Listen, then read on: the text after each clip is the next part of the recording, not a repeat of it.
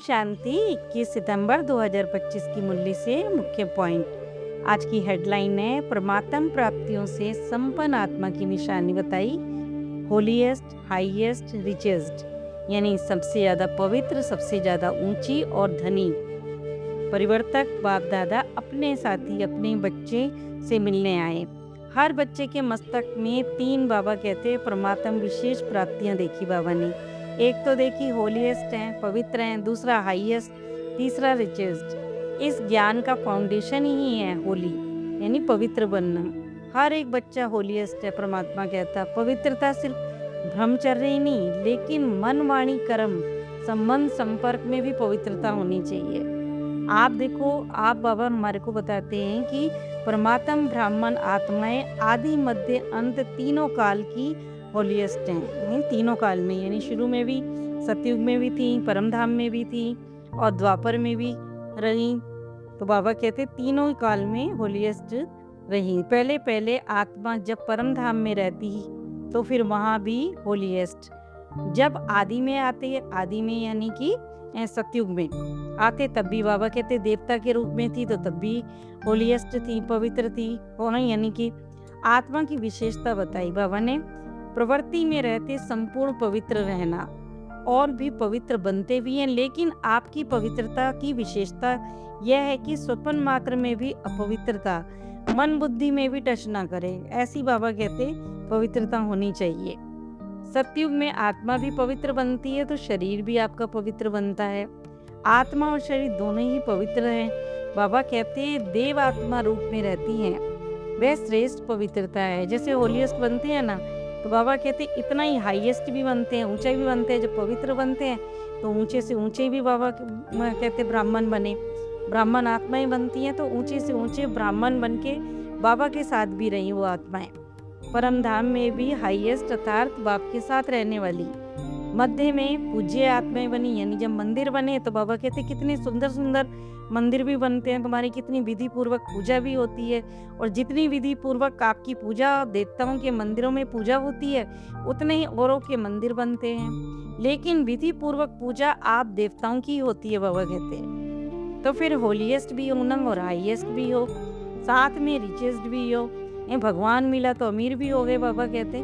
दुनिया में देखो कहते हैं रिचेस्ट इन द वर्ल्ड, लेकिन आप श्रेष्ठ आत्माएं रिचेस्ट इन कल्प, यानी कल्प की बाबा कहते हैं आप उस अमीर आत्माएं हो। सारे देखो कल्प में रिचेस्ट हो, अपने खजाने स्मृति में आते हैं बाबा कहते हैं। स्मृति में अपने इतने सारे खजाने बाबा कहते हैं बाबा से मिले हैं, वो आपकी स्मृति में याद रहते हैं। कितने खजानों के मालिक है पता है बाबा ने बताया, अविनाशी खजाने जो फिर एक जन्म की प्राप्त करते वे अनेक जन्म चलते हैं। कोई के भी खजाने अनेक जन्म नहीं चलते, लेकिन आपके खजाने आध्यात्मिक है। तो आध्यात्मिक खजाने तो अविनाशी होते हैं ना। शक्तियों का जैसे खजाना है बाबा कहते, ज्ञान का खजाना है, गुणों का खजाना है, श्रेष्ठ संकल्प का खजाना। इस समय बाबा कितना कह रहे हैं कि श्रेष्ठ संकल्प ही लेने हैं। और वर्तमान समय का खजाना है जो सफल करना है। यह सर्व खजाने जन्म जन्म चलते हैं।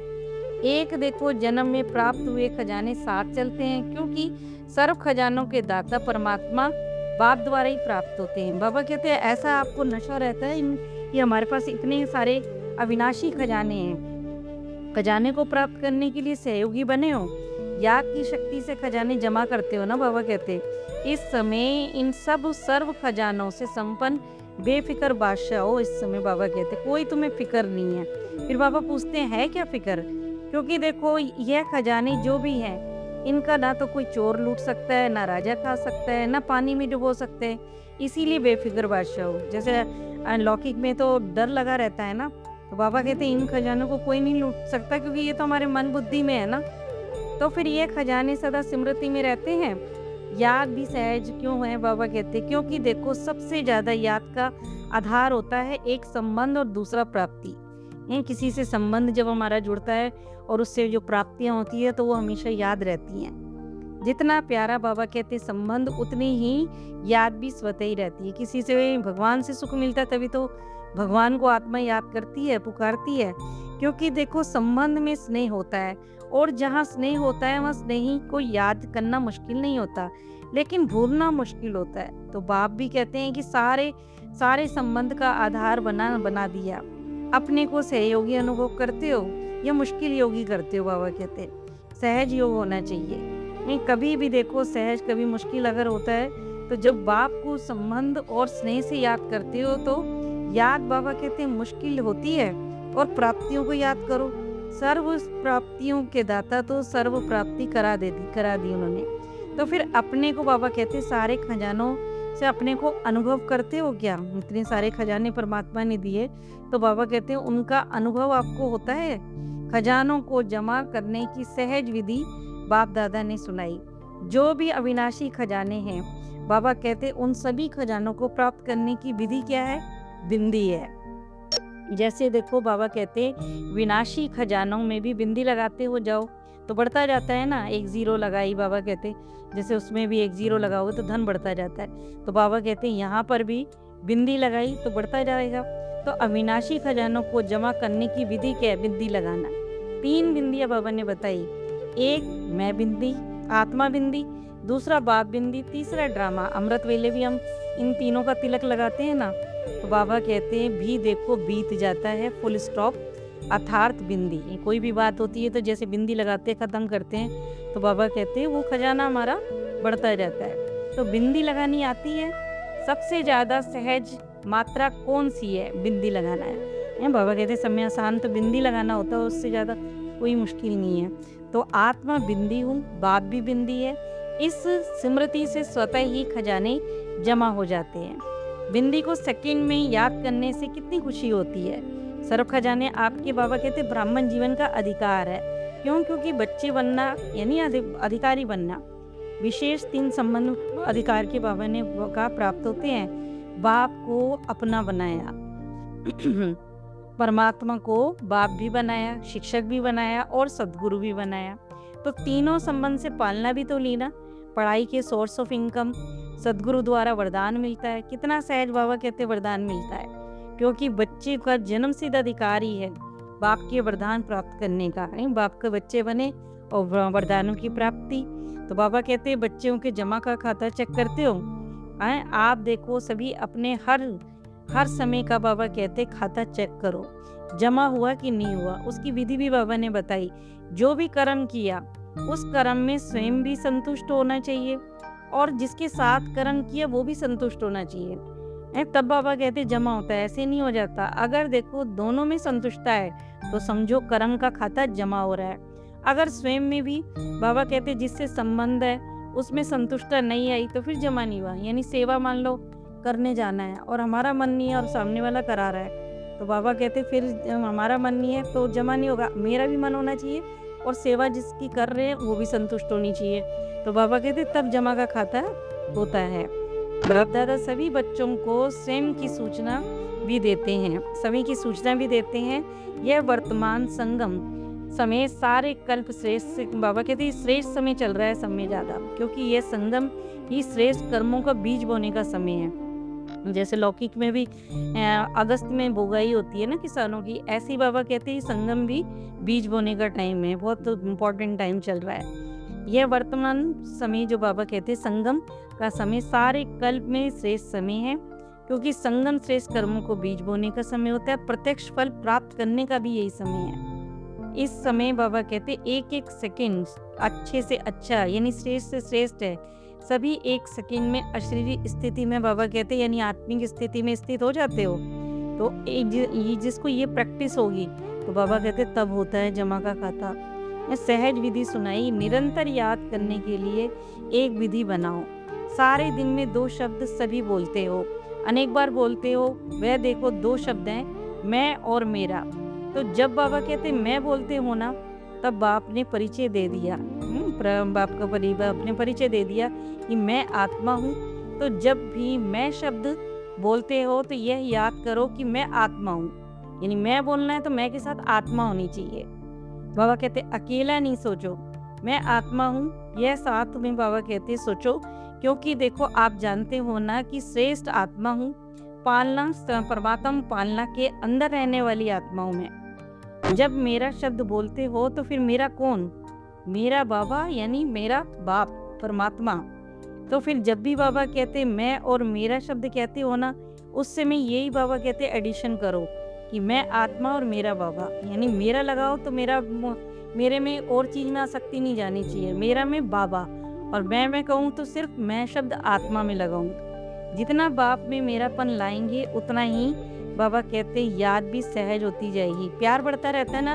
अगर संबंध को प्यार से पुकारते हैं तो उसके प्रति भावना प्यार बढ़ता है, क्योंकि देखो मेरा कभी भी भूलता नहीं है। कोई भी चीज़ मेरी होती है, कहीं दिखती है तो एकदम मुंह से निकलता है, तो बाबा कहते मेरी चीज़ कोई कभी भूलती है क्या?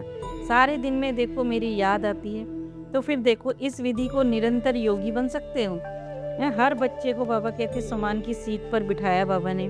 सम्मान की से जो लिस्ट होती है, अगर स्मृति में बाबा कहते लाओ तो देखो कितनी लंबी, यानी बहुत सारे सम्मान दिए बाबा ने। तो सम्मान में स्थित तो फिर बाबा कहते दे अभिमान नहीं आ सकता। जो आत्मा परमात्मा कहते सम्मान में स्थित रहती है उसमें कभी भी अहंकार नहीं आ सकता, वो निरंकारी आत्मा रहेगी। ये बाबा कहते दे अभिमान होगा तो या फिर सम्मान होगा। सम्मान का अर्थ ही है स्व के यानी आत्मा का श्रेष्ठ स्मृति का स्थान, वो कौन सा है? यहाँ बिंदी में। तो बाबा कहते सभी अपने सम्मान में स्थित हो। जितना सम्मान में स्थित रहेंगे उतना ही दूसरे को भी सम्मान देना स्वतः ही आसान हो जाता है, क्योंकि खुद को रहना आ गया ना। जो चीज़ हमें आ जाएगी वो दूसरों को देनी आसान होती है। तो सम्मान में स्थित रहना कितना सहज है। फिर बाबा कहते सभी खुशनुमा रहते हो। खुशनुमा रहने से दूसरे भी खुशनुमा बन जाते हैं, क्योंकि हमारी खुशी, जब हम खुश रहते हैं तो दूसरों को भी हम खुशी दे पाते हैं। जब आत्मा खुद उदास रहेगी तो वो दूसरे को कैसे खुशी देगी? बाप दादा तो सदा ही कहते हैं कि सारे दिन में खुशी कभी भी गंवानी नहीं है। क्यों? क्योंकि खुशी ऐसी चीज़ है, एक ही खुशी में बाबा कहते हैं हेल्थ भी है, वेल्थ भी है और हैप्पीनेस भी है।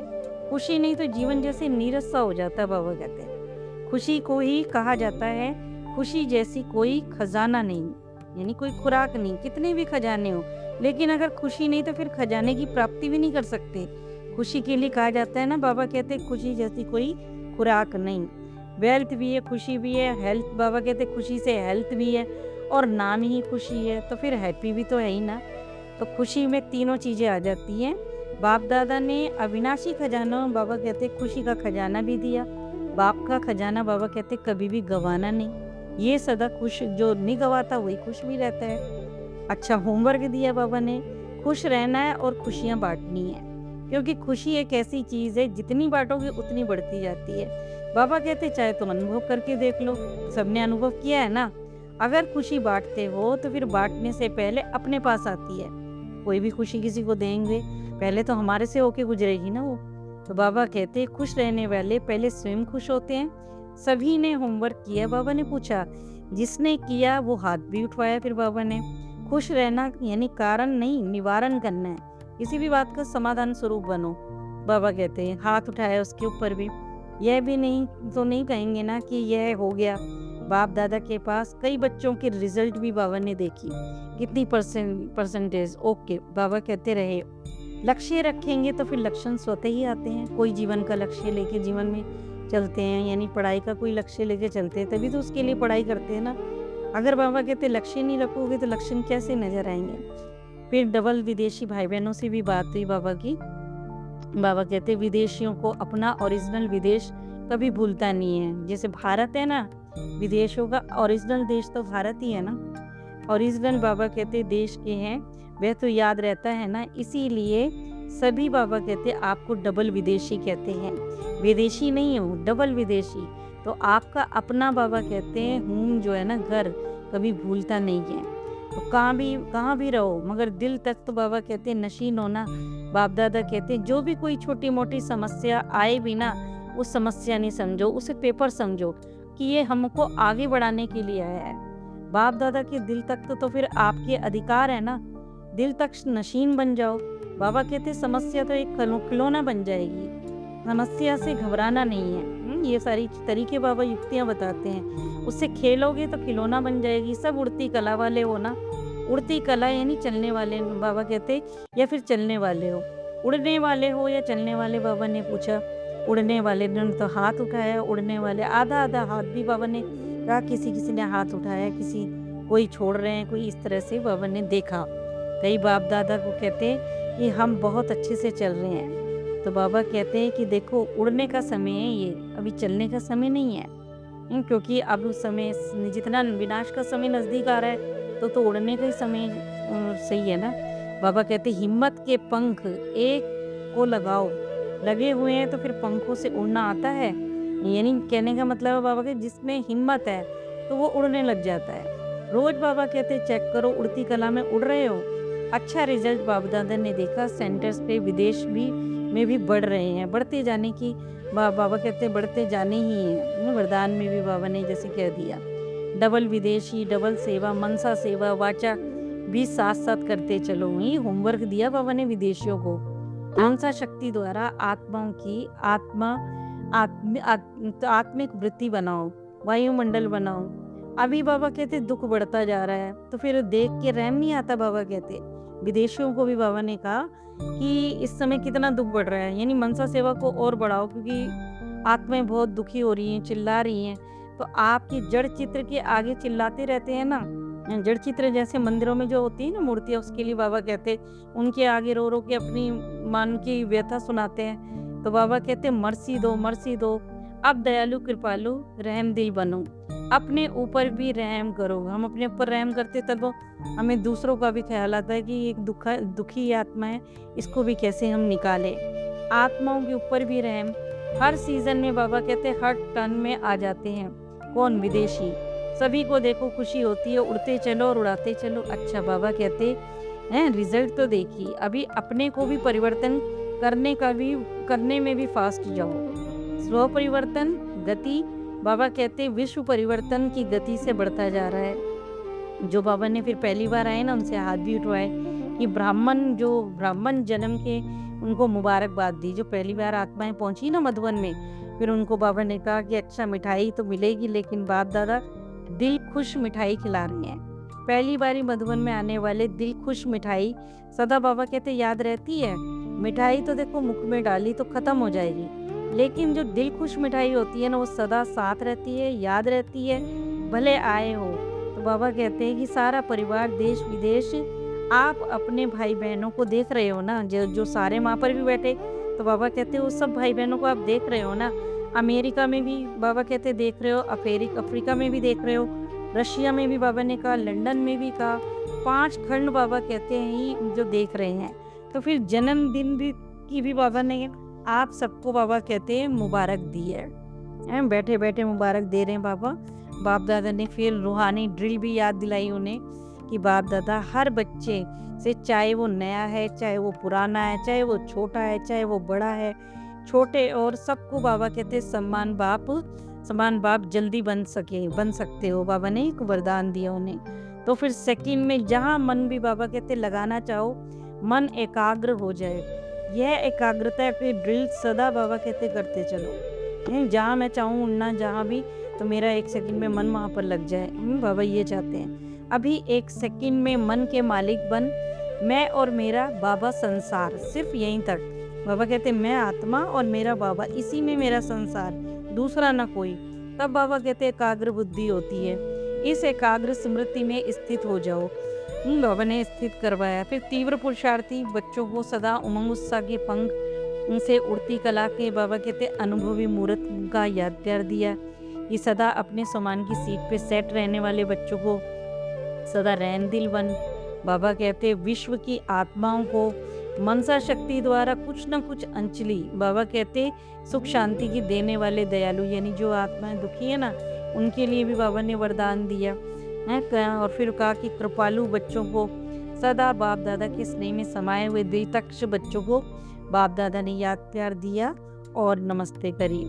तो बाबा कहते बहुत बहुत खुश, कितना भी खुश हो, सदा ऐसे रहना कि कुछ भी हो जाए होने दो, पर खुशी रहना ही है, हमें उड़ना ही है, कोई नीचे ला नहीं सकता हमको, अगर पक्का वायदा है हमारा तो।